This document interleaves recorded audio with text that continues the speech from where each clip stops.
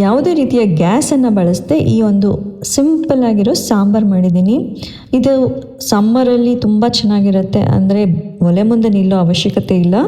So ಈಸಿಯಾಗಿ ಮಾಡುವಂತಹ ಈ ಒಂದು ಸೌತೆಕಾಯಿ ಸಾರು ನೋಡ್ಕೊಳ್ಳೋಣವಾ ಹೇಗೆ ಮಾಡೋದು ಅಂತ.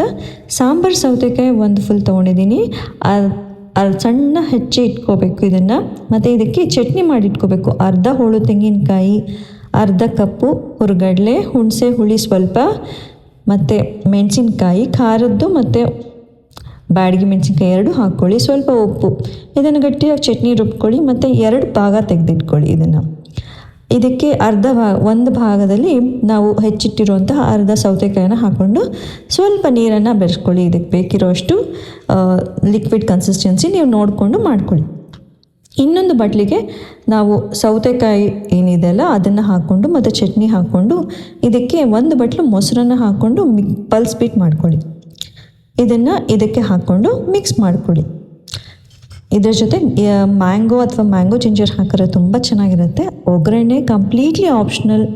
ಇದನ್ನು ಆರಾಮಾಗಿ ಸ್ಕಿಪ್ ಮಾಡ್ಬೋದು, ಇಲ್ಲ ಹಾಕ್ಕೋಬೋದು, ನಿಮ್ಮ ಇಷ್ಟ. ಸಮ್ಮರ್ಗೆ ಈ ಒಂದು ಸಾರು ತುಂಬ ರುಚಿಯಾಗಿರುತ್ತೆ, ತಂಪು ಅನಿಸುತ್ತೆ. ಟ್ರೈ ಮಾಡಿ.